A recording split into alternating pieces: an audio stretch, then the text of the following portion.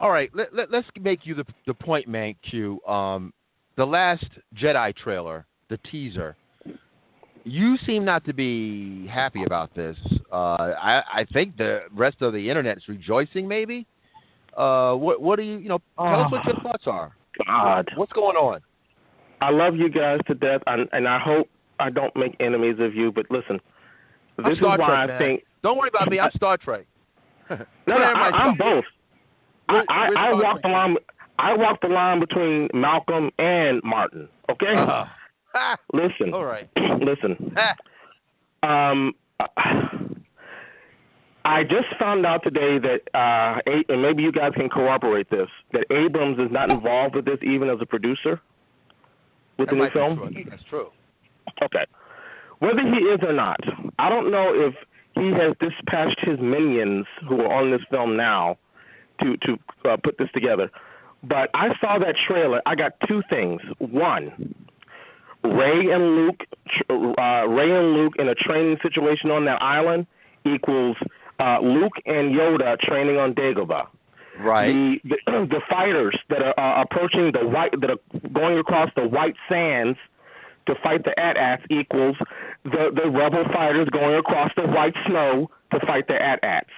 And to cap it off, the dog fight at the end in space with the X-Wing fighters and the TIE fighters equals every freaking Star Wars movie we've ever seen. If I even get an inkling that this is going to be another one of an Abrams-like plagiarizing the original film like he did with Force Awakens, I'm going to I'm going to take all of my Star Wars toys and throw them on the ground and light a bonfire. Oh, man. And I'm saying one last thing. I'm going to say one last thing. And anyone who wants to shout at me, come at me.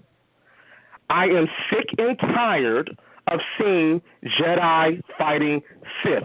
Do not tell me that you cannot make a Star Wars story that doesn't have the same G-damn story theme all the freaking time. Rogue One, which is my second favorite Star Wars movie of all time, one of the reasons it is although we saw Darth Vader kicking ass, and I love that, it did not involve some pathetic Jedi talking about, I don't want to go to the dark side. I must not go to the dark side. Do not go to. I am sick of that crap. So don't tell me you can't make a Star Wars story without the Jedi and the Sith in it. There has to have been some other threat to the galaxy. There must have been other threats to the galaxy other than the Sith. I'm sick of it. Can I interject? Cap, one quick thing, and I wanted the Cap to have his piece. I will say this, Q. What you're asking for when you make listen, I'm not really a Star Wars guy. I mean, I'm in it because I'm a blurred, so I'm in it tangentially. When I was a kid, I was in it, but Rogue One brought me back in, and Rogue One is, dare I say, the Fast and Furious of the galaxy. So there we go. Well, hey, it's just a coincidence. Donnie Yen and all those cats were breaking things down the way I like it. I didn't feel like I was looking at a hokey space opera. I like ass kickery, gentlemen. That's my thing. Jim Brown style. Jim Brown in space. Jim Kelly in space. That's what Rogue One did for me. So if you're shocked that, the sepia and the brown and the yellow and the red weren't in full effect for this next iteration, because you see, metaphysically, the black man is asleep. He's asleep. I picked up on that. But, hey, I don't have a dog in this race. I don't have a dog in this race. Okay? The white woman kisses him on that forehead while he's asleep. No. Afronerd. Oh, God.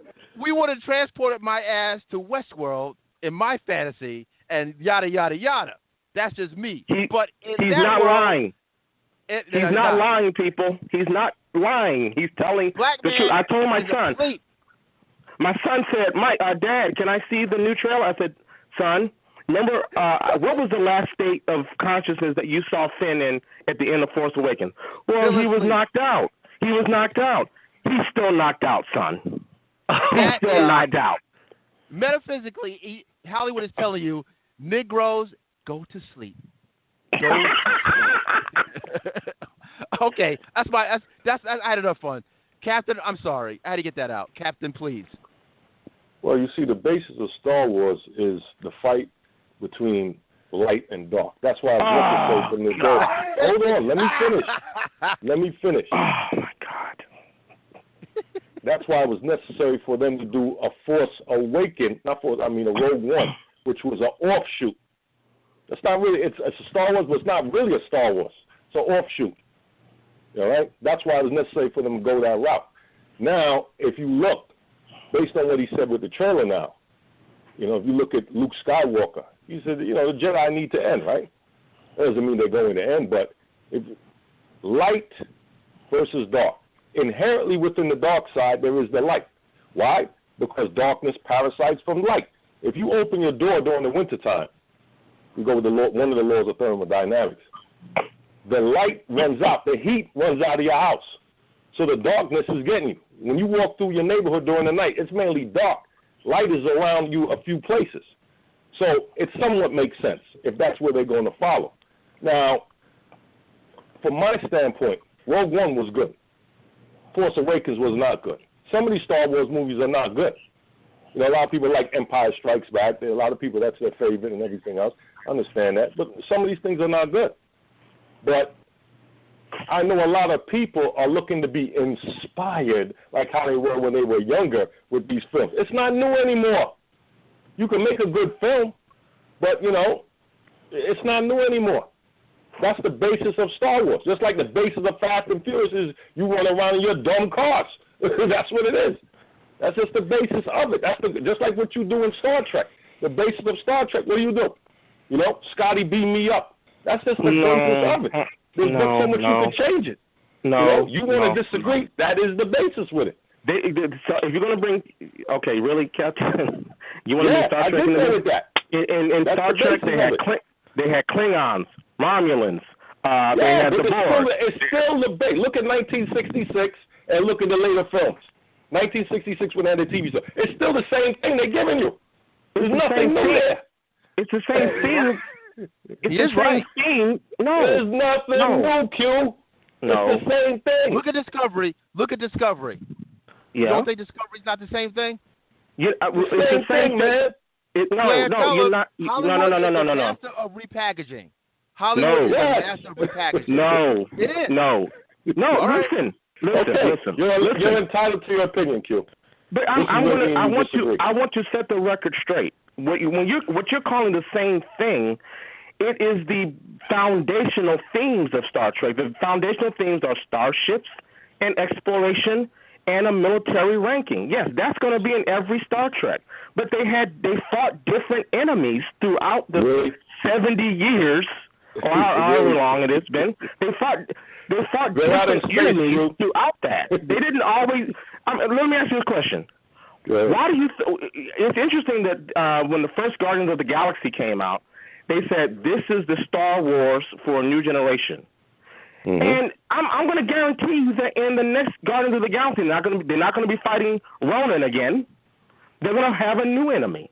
So what I'm saying is, why does it always have to be? People write this stuff. They make it up out of their heads. They can write whatever they want to a certain suspension of disbelief. So if you're telling me that the Jedi, you can't have a Star Wars story unless the Jedi are fighting the Sith, I would say but you're very limited in your creativity. I didn't say that. I said the basis. I said, hold on. The basis of Star Wars is the fight between light and dark. That's what they're dealing with. I would say the basis of Star Wars. I didn't say they didn't have to fight the Sith. I didn't say that. That's the basis of it. Rogue One is an offshoot. So they're doing something a little different, but it's still light and dark. It's the same thing. But they gave you a little something different. It's the same thing. Well, let me bring in our friend again from the left coast, John Hutton, because I don't want you to think that logic clearly dictates that the needs of the many outweigh the needs of the few. But I know I didn't hear that again. I didn't hear that a second time because they don't Hollywood doesn't really repeat itself. Anyway. Well, J.J. Abrams repeats himself. That's what that was. But we didn't hear that again, Q, because Hollywood doesn't repeat itself.